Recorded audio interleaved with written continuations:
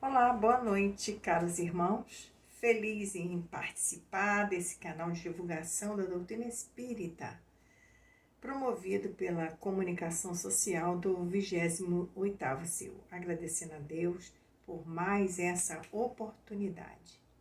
Hoje, nossas reflexões serão norteadas pelo Evangelho segundo o Espiritismo, capítulo 24. Não ponhais a candeia debaixo do alqueire, nos itens 13 a 16. Coragem da fé. Vamos nos harmonizar e começar a reflexionar sobre esse tema com a página escolhida da obra Segue-me, psicografia de Francisco Cândido Xavier, pelo Espírito Emmanuel. Confessar o Mestre.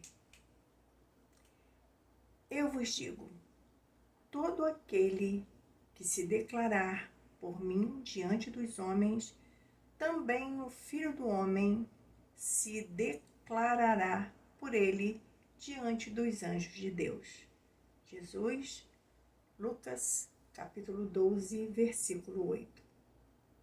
Muitos companheiros de labor evangélico supõe que confessar o Mestre se resume tão somente numa profissão de fé por intermédio das palavras.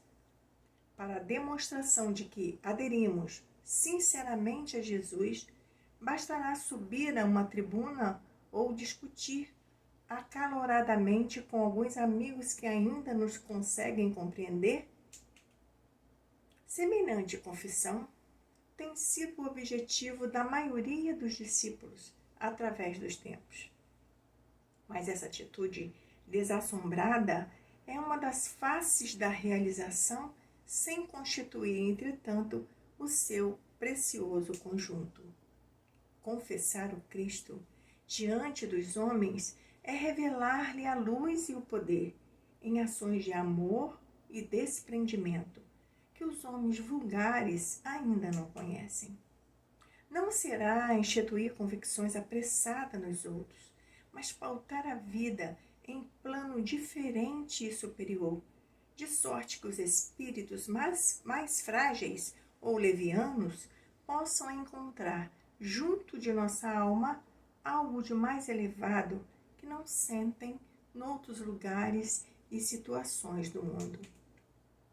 Não é fácil confessar a Jesus entre as comunidades terrestres, quando sabemos que Ele próprio foi por elas conduzido à cruz do martírio. Mas é dessa confissão que a sua palavra persuasiva nos fala no Evangelho da verdade e do amor. É preciso se precate o discípulo contra o perigo de uma adesão verbal sem a participação de suas energias interiores.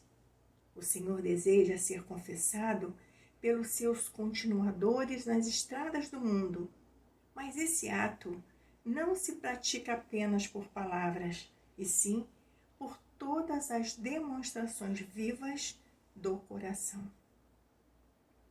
E assim, Senhor, agradecemos por mais essa oportunidade de trabalho, por mais essa oportunidade de estudo, onde possamos reflexionar sobre a nossa vida, sobre as nossas ações, diante de nós mesmos e diante do nosso próximo e diante de Jesus. Obrigada, Senhor, por tudo, hoje e sempre. Que assim seja. Graças a Deus. Então, queridos irmãos, coragem da fé. Vamos analisar o significado dessas palavras. Coragem é força ou energia moral diante de situações aflitivas ou difíceis. E fé é confiança nos dogmas de uma religião, é adesão total a um ideal. Portanto, a fala de Jesus registrada em Mateus, que diz assim: aquele que me confessar e me reconhecer diante dos homens, eu também o reconhecerei e confessarei diante de meu Pai que está nos céus. E aquele que me renegar diante dos homens, também eu o renegarei diante de meu Pai que está nos céus. Mateus, capítulo 10, versículos 32 e 33. A mesma passagem registrada em Lucas.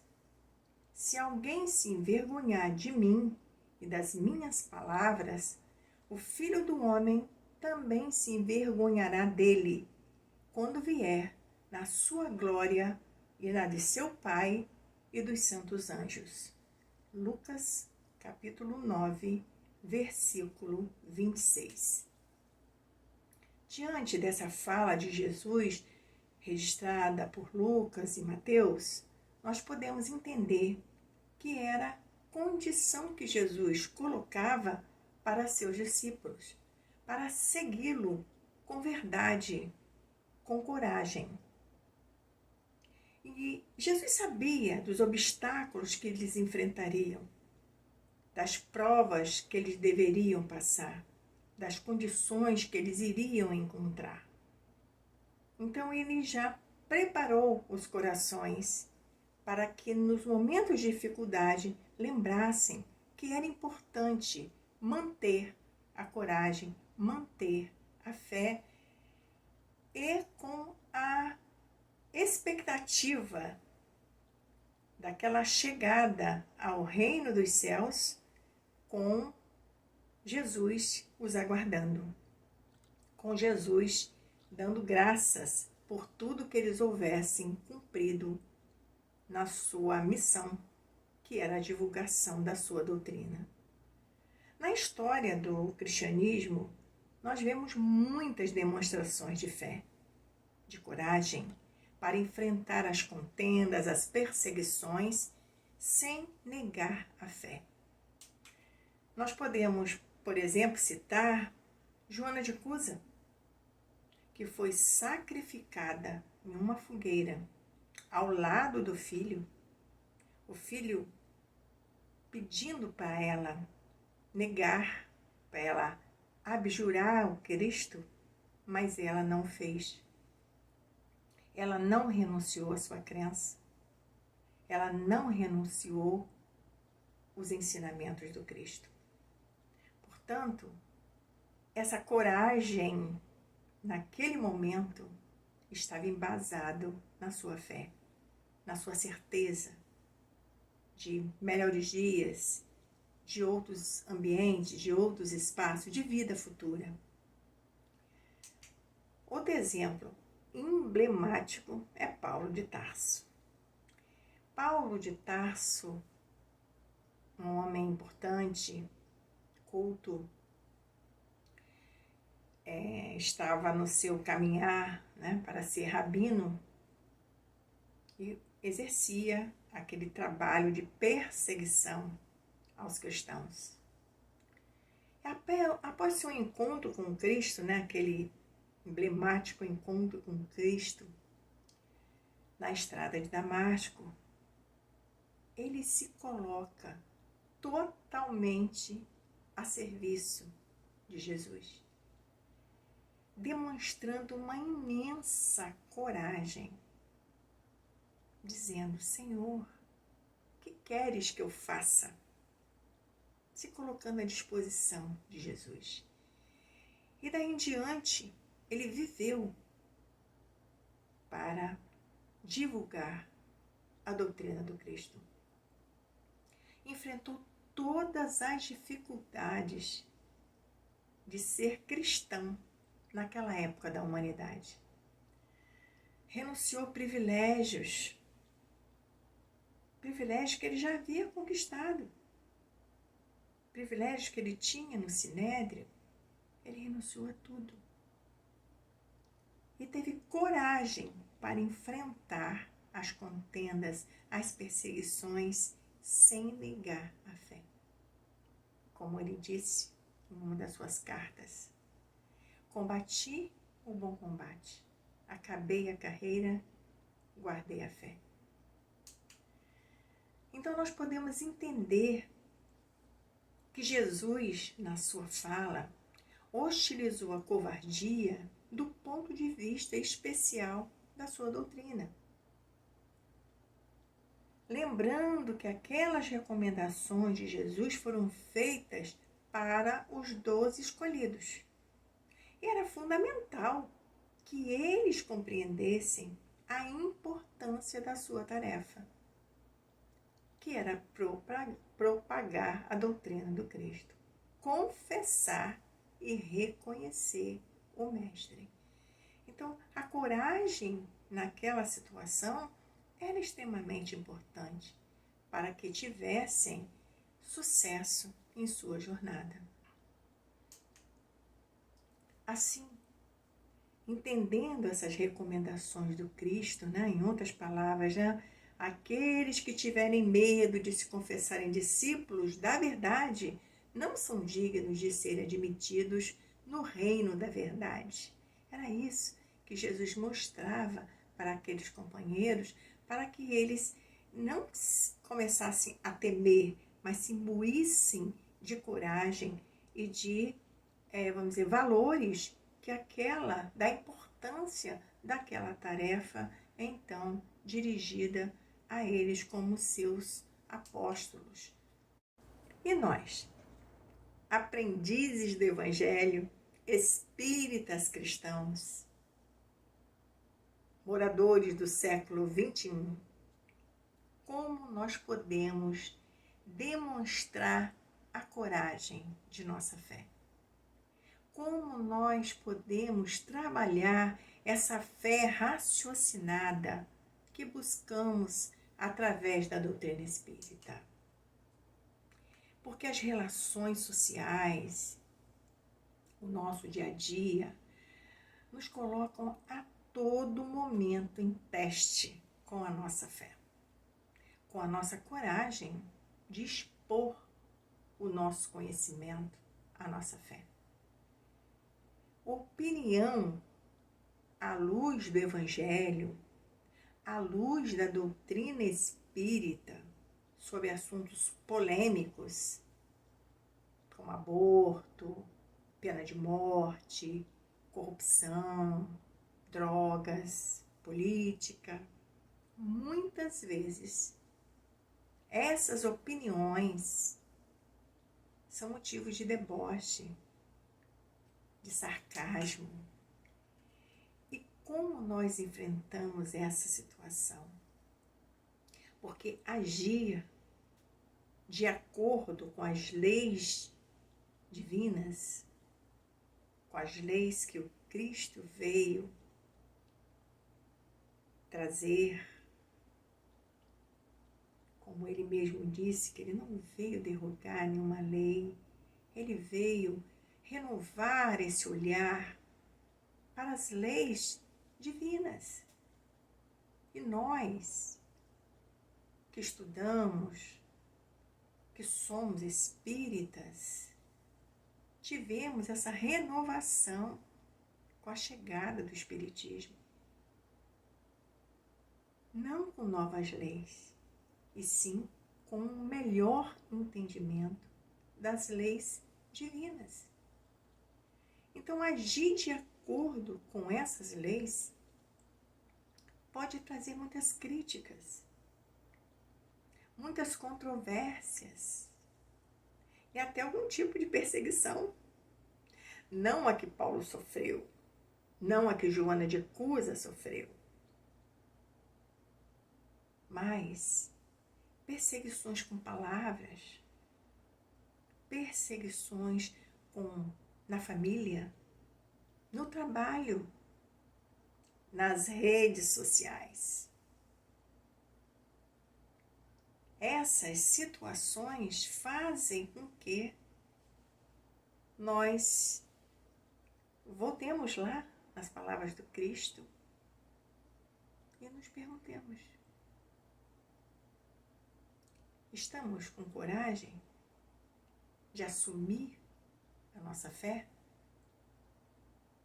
Então é muito importante que nós tenhamos coragem, convicção de nossa fé, que não sejamos egoístas em nossos princípios morais, egoístas em nossos conhecimentos, egoístas nas nossas verdades,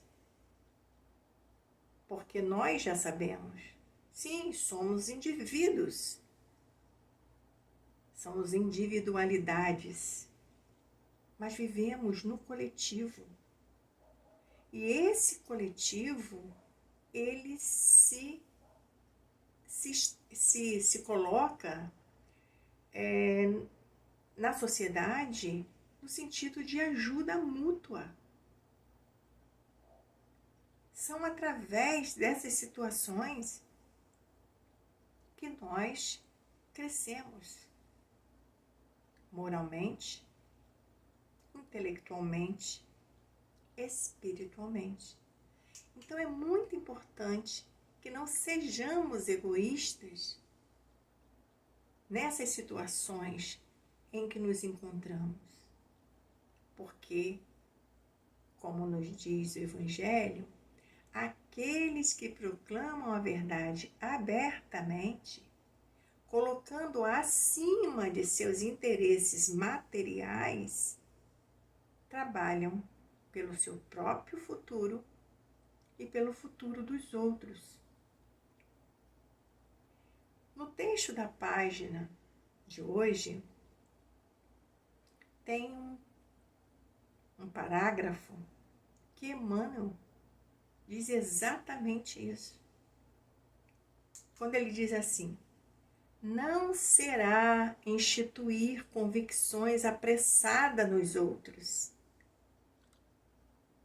mas pautar a vida em plano diferente e superior, de sorte que os espíritos mais frágeis ou levianos possam encontrar junto de nossa alma algo de mais elevado, que não sentem em outros lugares e situações do mundo.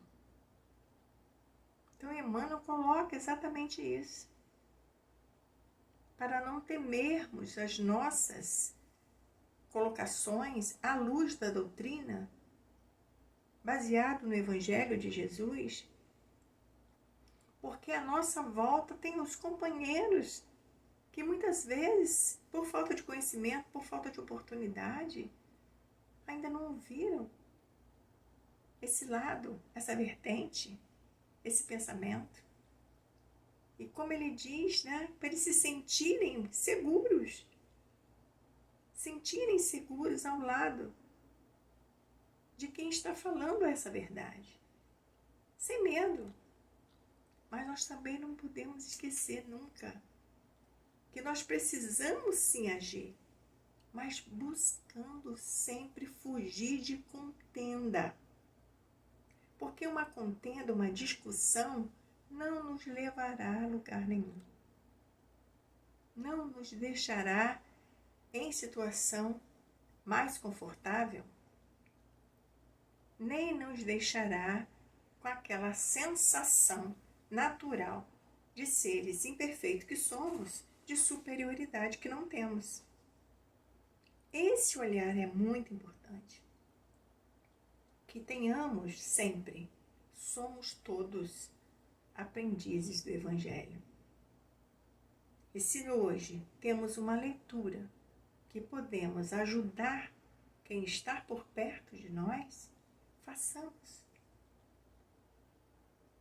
E sempre buscando fugir desses embates, sejam na família, no trabalho, nas redes sociais, porque nós estamos vivendo um momento de muitos embates nas redes sociais, de opiniões, esquecendo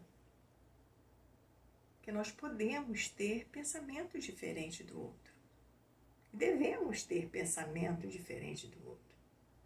Mas também devemos saber que nos convém, lembrando o apóstolo Paulo, né? Tudo me é lícito, mas nem tudo me convém.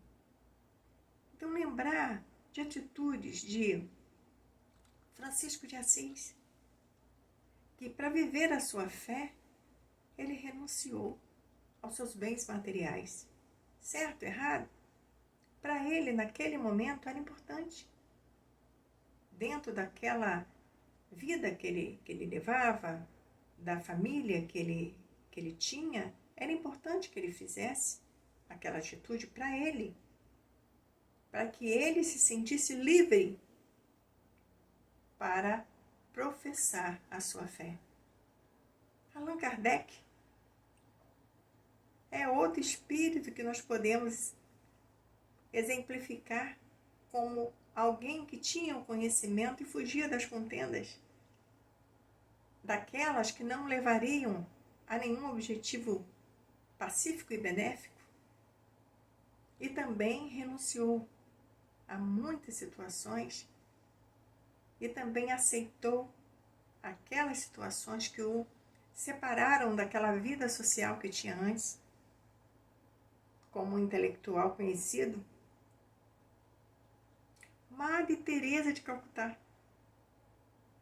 Outra que trabalhou, que escolheu uma forma de mostrar a sua fé, ajudando ao próximo, fugindo da calmaria ou do comodismo que lhe era oferecido e buscando conquistar o verdadeiro amor que o Cristo pregava. Então, são exemplos que nós podemos, avaliar, analisar, porque eles mantiveram a sua convicção, mantiveram a sua fé, tiveram coragem. É importante ressaltar que conduta evangélica, demonstração de fé, não é pregação religiosa, mas uma posição diante da vida. Esses espíritos valorosos que comentamos sobre eles, nós não comentamos sobre suas pregações religiosas, e sim sobre sua conduta diante da vida. Sobre essa conduta, nós também podemos estar atentos. Nós podemos observar algumas situações que nos mostram, nos oferecem essa oportunidade de estarmos atentos em nossa conduta. E assim nós poderemos trabalhar a nossa fé, a nossa crença religiosa em favor da nossa evolução espiritual, baseado no nosso dia a dia, no nosso cotidiano. Então é muito importante que respeitemos as leis que regem a vida em sociedade. Parece óbvio, mas muitas vezes a gente acaba cometendo falhas, equívocos, pequenos equívocos, em leis de trânsito, em atitudes diante de alguma restrição em algum espaço, e achamos normal. Essa é uma atenção que nós devemos ter. Então, mostrar essa nosso entendimento de como seres que já temos alguma compreensão de como deve agir um cristão, significa alguém como Cristo ensinou, amar a Deus sobre todas as coisas e ao próximo como a si mesmo. Então nós devemos estar atentos aos pequenos detalhes e não fazer da nossa atitude religiosa, da nossa fé, uma caixinha na nossa vida, né? Aqui eu sou religioso, aqui eu estou no templo religioso. E sim, como a doutrina nos esclarece, trazer esse ensinamento para a nossa vida, para o nosso cotidiano. E respeitar as leis que regem a vida e a sociedade é o primeiro item que a gente deve estar atento. Isso é uma demonstração de que a gente está seguindo esses ensinamentos. Dá a César o que é de César e a Deus o que é de Deus. Como diz Cristo, para que a gente entendesse que é preciso seguir as leis da sociedade em que vivemos, para a nossa paz pessoal, tranquilidade pessoal e para a tranquilidade do nosso próximo. Lutar contra os vícios conquistando virtudes. Isso é uma situação bastante interessante, que geralmente a gente fica lutando para derrubar um vício que temos. E o ideal é conquistar a virtude, que naturalmente, conquistando a virtude, o vício se afasta de nós, ou nós nos afastamos do vício, porque a virtude vai aflorar em nós esse desejo de não mais estar naquele vício, não por uma obrigação, porque quando você luta, fica uma obrigação, e quando é uma obrigação, deixa de ser natural, deixa de ser uma situação gratificante. Então, companheiros, vamos buscar virtudes, porque naturalmente, quando a gente começar a analisar a nossa conduta, nós vamos verificar que já abandonamos diversos vícios, diversos equívocos. Não compactuar com relaxamento moral, que se tornou comum na vida pública e privada. Se tornou comum, porque normal não é. Normal é ser do bem. Normal é praticar o bem.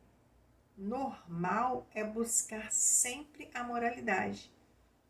Então não é normal, é comum. Muitas pessoas o fazem, então é comum. Mas como a gente está tentando superar as nossas dificuldades e já desejando, entender as palavras do Cristo, que a gente deve almejar algo além dessa nossa prova, dessa nossa encarnação, dessa nossa existência gratificante, porque sempre é a nossa atual existência, é a nossa melhor existência, sempre, porque nós estamos aqui para evoluir. Então, devemos sempre agradecer e buscar melhorar a cada passo. Então, exercitar em nós essa coragem de ser do bem, coragem de não, vamos dizer assim, repetir erros que o outro faz, porque todo mundo faz. É uma coragem.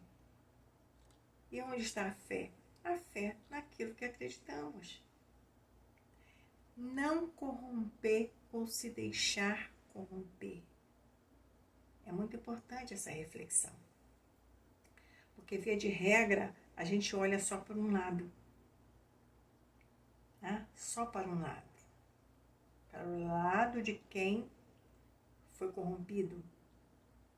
Mas tem aquele que corrompeu, que também está no equívoco, que também não está praticando uma coisa benéfica para a humanidade, para o coletivo. É uma atitude geralmente egoísta, que é um dos vícios, como dizem os nossos companheiros benfeitores espirituais, uma chaga da humanidade. Que se buscarmos todos os nossos equívocos, todas as nossas falhas, todos os nossos senões, nós vamos encontrar o egoísmo.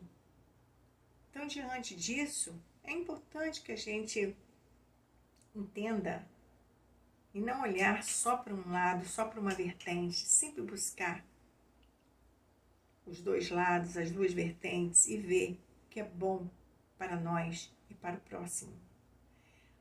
Pôr a verdade acima dos interesses pessoais e materiais. Difícil.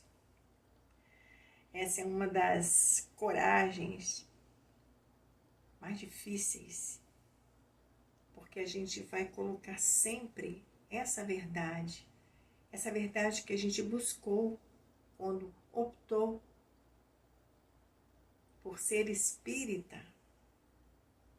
Então é importante que nós tenhamos essa verdade acima dos nossos interesses pessoais e dos nossos interesses materiais. Isso vale em todas as situações. Como eu já coloquei aqui, não deixar esses ensinamentos, não deixar a nossa condição de espírita, a nossa fé guardada para o templo religioso. Ela tem que vir para o nosso convívio, ela tem que vir para o nosso cotidiano.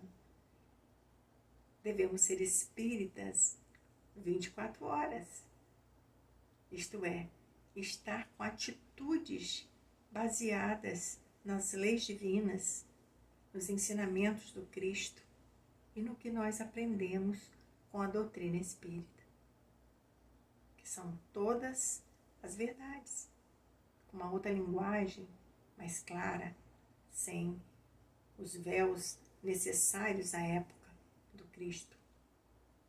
Conviver com tudo e com todos, sem abrir mão da fé em Deus e do respeito às suas leis. Conviver com tudo e com todos. Podemos mudar essa palavra sem preconceitos, né? Sem preferências, sem olhares diferenciados.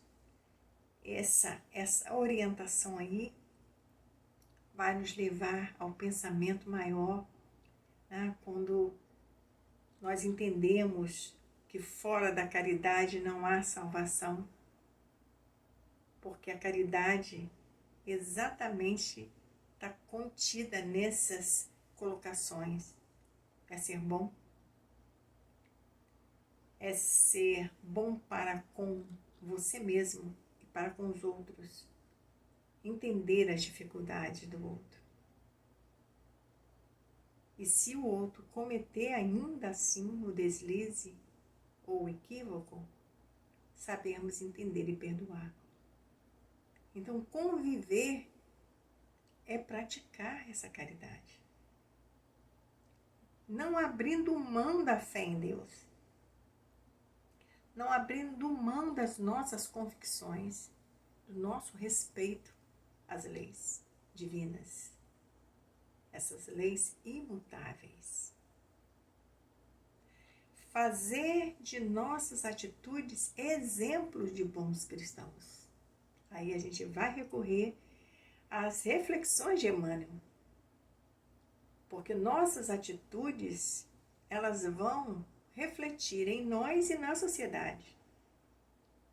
Lembrando lá no Obras Póstumas, aonde Kardec coloca das nossas responsabilidades individuais, familiares e coletivas. Então a gente sai do olhar egoísta com essa informação. Não é o que eu faço só fere a mim. Como muitas vezes a gente ouve essa verbalização, né? Eu sou dono do meu nariz, eu faço o que eu quero, a minha vida é minha vida. Só que nós somos indivíduos, sim, mas pertencemos a uma sociedade. Pertencemos a uma família. Não importa que família. Nós pertencemos a uma família. Então, Nós temos responsabilidades pessoais, vamos responder por elas. Familiares, vamos responder por elas. E coletivas, na sociedade, vamos responder por elas. Sabendo disso, a gente observa, né, que esse momento que estamos vivendo, eu digo que essa é uma prova para a humanidade terrena, essa prova coletiva que é a pandemia. Nós estamos assim vivenciando muitas oportunidades de demonstrar nosso conhecimento, nossa fé. Muitas oportunidades de enfrentar, isto é, de ter coragem para enfrentar os embates que essa pandemia nos trouxe.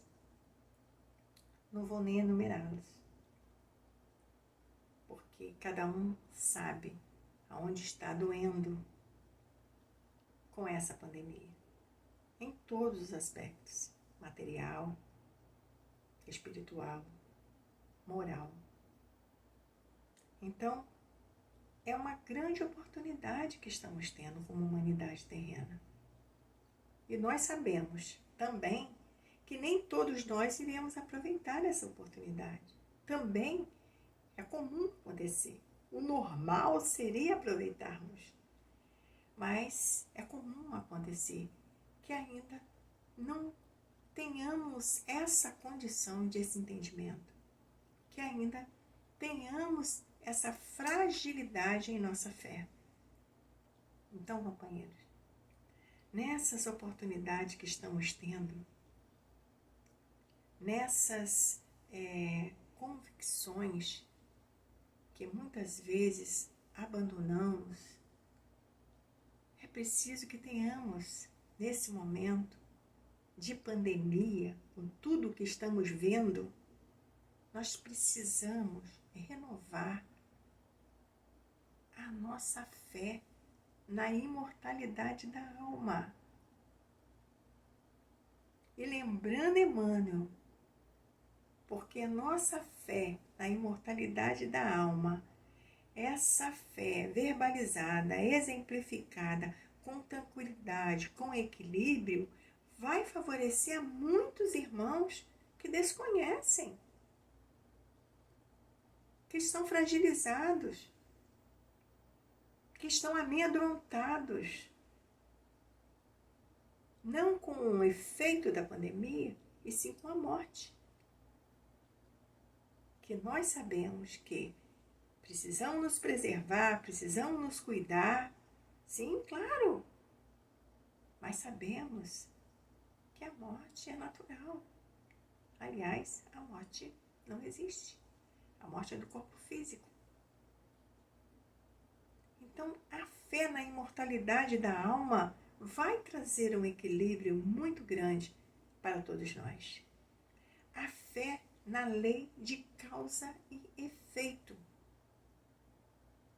Esse conhecimento da lei de causa e efeito também vai nos trazer um entendimento de tudo que está acontecendo. Eu costumo dizer sempre que nós somos uma geração privilegiada, porque temos história gravada, escrita, registrada. Então, se nós olharmos a história da humanidade, nós vamos entender melhor o que está acontecendo. É preciso que nós renovemos a nossa fé na paternidade divina.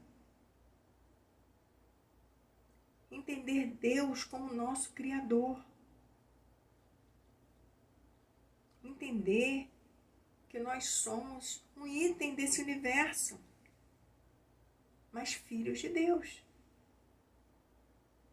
Renovar a nossa fé no direcionamento e amparo espiritual que nós sabemos que temos, que nós sabemos que somos cercados de companheiros espirituais, mas que esses companheiros dependem de nossas atitudes, de nossos pensamentos, de nossas ações para que possam nos ajudar com efetividade.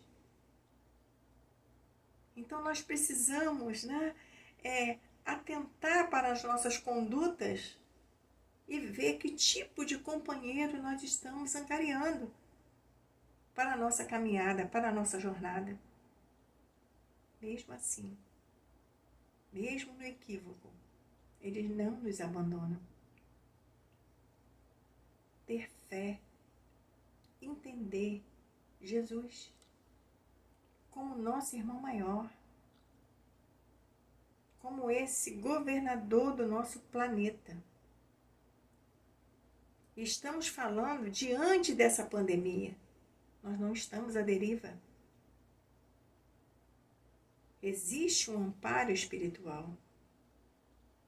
E se nós sabemos que nada, absolutamente nada, acontece por acaso, acontece sem um propósito, nós vamos entender melhor essa pandemia. Entender melhor. Isto é, mantermos o nosso equilíbrio emocional, nosso equilíbrio moral, nosso equilíbrio espiritual. E assim colaborar com os irmãos que nesse momento estão precisando de ajuda. Todo o tipo de ajuda. Sim, meus irmãos, é preciso coragem. É preciso muita coragem para praticar a nossa fé. É preciso muita coragem para esse enfrentamento que estamos vivendo, para essa prova que estamos passando. Mas nós vamos passar por ela. Tudo passa. Como nós vamos sair dela vai ser uma escolha pessoal. Vai ser um trabalho individual. E para isso nós estamos aqui, dispostos a estudar, dispostos a compreender melhor todo esse, vamos dizer assim, toda essa situação que nesse momento nos envolve. Quando Jesus fala, lá nessa passagem, e aquele que me renegar diante dos homens, renegar Jesus é conhecer seus ensinamentos e por conveniência, vergonha, medo ou desinteresse, ou comodismo, deixar de vivenciá-los, deixar de divulgá-los. Ainda quando Jesus diz, eu também o reconhecerei e confessarei diante de meu Pai. Jesus está prometendo que vai nos reconhecer. Mas Jesus não vai nos reconhecer pelo nosso nome ou pelos nossos bens que nós possuímos aqui. Ele vai nos reconhecer pelo nosso esforço em superarmos nossas imperfeições e pelo nosso esforço em praticar os seus ensinamentos, pelo nosso esforço em ter coragem pela nossa fé. Como nos coloca o benfeitor Emmanuel no texto Não se envergonhar, no livro Vinha de Luz, psicografia de Chico Xavier, Emmanuel diz assim, a vida de um homem é a sua própria confissão pública.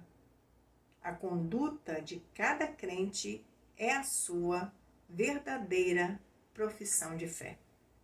Portanto, a fé não é fechada, guardada. Ela deve ser praticada. Né? Fé sem obras é fé morta. Então, precisamos exercitar em nós todo esse ensinamento que nós já temos, todas essas condições que temos diante desses ensinamentos que recebemos. E vamos encerrar nosso estudo com o item 16 do capítulo 24 do Evangelho segundo o Espiritismo, na íntegra, por porque é um recado para nós, espíritas cristãos. Assim será com os adeptos do Espiritismo, já que a doutrina que professam não é outra senão o desenvolvimento e a aplicação da doutrina do Evangelho. Também a eles se dirigem as palavras do Cristo. Semeiam na terra o que colherão na vida espiritual. Lá, eles colherão os frutos da sua coragem ou da sua fraqueza. E assim, queridos irmãos, vamos agradecer a Deus por mais essa noite de estudo, por mais esse encontro de pensamentos, e que possamos fazer jus a todo amparo que recebemos, buscando a cada dia melhorar a nossa conduta, renovar a nossa fé. Esteja conosco, Senhor, hoje e sempre. Que assim seja, graças a Deus. Obrigada, queridos irmãos. Muita saúde e paz. Coragem na nossa fé. Fiquemos com Jesus.